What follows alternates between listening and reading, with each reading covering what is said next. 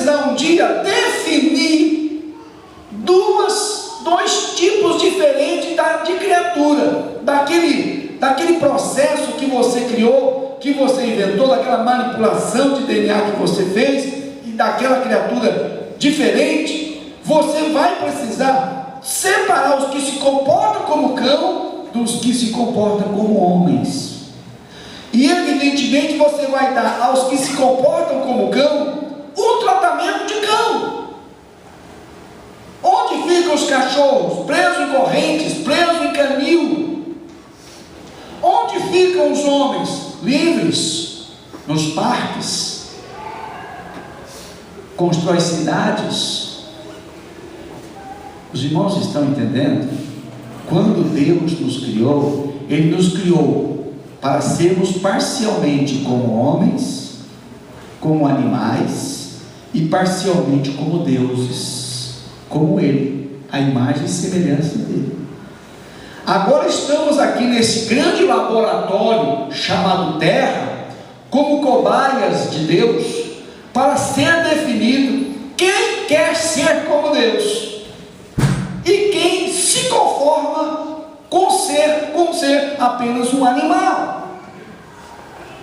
E quem quer ser como Deus precisa desejar, precisa buscar, precisa conservar essa fé, essa esperança, esse desejo. O desejo de ser como Deus tem que ser maior do que o desejo de ser como um animal. Você decide. É impressionante que Deus coloca sobre nós o poder da decisão. Isso ainda é um mistério, porque quem recebeu uma natureza mista, um exemplo aqui, quem recebeu uma natureza mista, que é metade uma coisa, metade outra, parece que ele não tem poder de decidir. Mas Deus acredita tanto em nós, Deus acredita em você mais que você acredita em você mesmo, que Deus te deu o direito e o poder de decidir o que você quer ser. Parece que a gente pode decidir. Parece que Deus está acreditando e apostando em nós. Parece que Deus está tendo fé em nós, porque fé é confiança, né? Parece que Deus tem fé em nós, mais do que nós temos fé nele, porque Deus deixou você decidir o que você quer ser. Os que são guiados por Deus são filhos de Deus, ou seja, aqueles que são filhos de Deus, aqueles que se tornam filhos de Deus, recebem o Espírito Santo, e é como se recebesse um sensor. Hoje a gente pode falar isso abundantemente, esse tipo de ilustração, porque vocês sabem muito dos sensores magnéticos, que capta as energias magnéticas aí, ondas magnéticas, como esse sensor coloca em carro, né? Quando o carro é roubado pelo satélite, a pessoa avisa, e uma central já tem no seu quadro lá de visor, e ele acha onde o carro está. Em 10, 15 minutos eles já sabem onde o carro está, em qualquer parte desse mundo, só se o cara levar para o espaço. Mas mesmo assim, eu acho que até passar o satélite 600 quilômetros daqui da Terra, o cara voar 600 quilômetros, não dá tempo em 15 minutos. Nem os foguetes fazem isso. Porque os foguetes saem voando a 40 quilômetros, 40 mil quilômetros por hora, não é isso? 40 mil quilômetros por hora.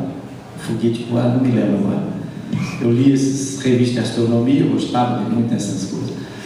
Mas não dá tempo de você esconder da polícia aquele carro, porque ele tem um sensor. Fala para o seu irmão, você tem um sensor. Aquele filme X-Men, né? Tem o cérebro lá, o camarada lá, o carequinho igual eu lá, né? Que eles sabem onde estão todos os X-Men, as pessoas que têm um poder sobrenatural, que estão em mutação. Já assistiram o X-Men? Quem assistiu o X-Men? É um terço de vocês só. Vocês não gostam de filme de ficção, então não sabem o que eu estou falando, mas é mais ou menos assim. A cabeça de Deus é como a cabeça daquele personagem lá, que Ele sabe onde estão todas as pessoas, e certamente Deus sabe onde estão todas as pessoas, e Ele sabe quais são os seus. A Bíblia diz que o Senhor conhece quais são os seus. Por quê? Porque temos um sensor espiritual que Ele colocou em nós. Porque não recebeste o espírito da escravidão para viver outra vez atemorizados, mas recebeste o espírito da adoção, baseado no qual clamamos Abba, Pai, ou melhor ainda, Paizinho. Fala Paizinho. E para os nordestinos fala Painho. É isso, na verdade, que seria a tradução hoje, né? A contextualização. Pai, Paizinho, Papai, Painho. Então Deus não quer que nós tenhamos medo dele, como os escravos tinham medo dos seus senhores.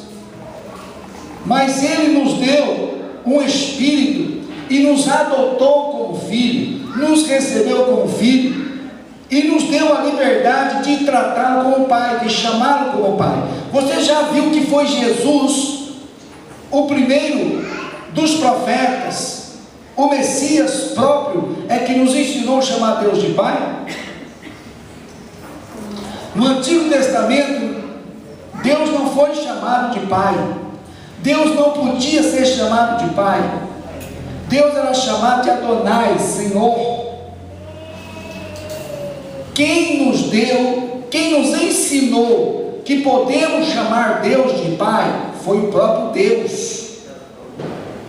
E o mistério ainda é que quando Ele ressuscitou dos mortos, pela primeira vez, Ele usou essa expressão quando Ele encontrou com Maria Madalena. Ele vai e diga aos meus irmãos que eu volto para o meu Deus e vosso Deus, para o meu Pai e vosso Pai. Jesus faz uma revelação após a ressurreição, como que dizendo, a obra está pronta, a obra está feita, a obra está aprovada. Agora, de fato, Deus é vosso Pai e de fato eu sou vosso irmão. Porque agora vocês poderão ser como eu sou. Então, você realmente pode chamar Deus de Pai. Se você tem vontade de chamar Deus de Pai, é porque Ele é seu Pai. Ninguém chama Deus de Pai se não tem intimidade com Ele. Essa liberdade está no espírito daquelas pessoas que foram verdadeiramente convertidas a Cristo.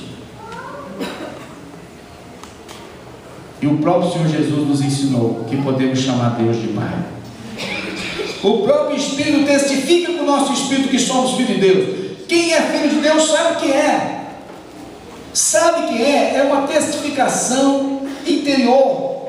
Está na alma. É uma marca na alma. É um selo na alma. A sua alma está marcada, está selada. Há um carimbo de Deus. Um selo de Deus é o carimbo, não é? O selo do rei era feito pelo anel do rei, que o rei dava o seu anel para pessoas extremamente confianças, juramentadas com ele, aliançadas com eles, pessoas provadas, fiéis a ele, e que o rei podia confiar plenamente em Deus. O rei dava o seu anel como dando a sua assinatura para aquele departamento, né, que saía anunciando em alguma coisa em nome do rei, ou escrevendo alguma coisa em nome do rei, pudesse pôr o selo do rei, o anel do rei, para que aquilo fosse respeitado como sendo do próprio rei.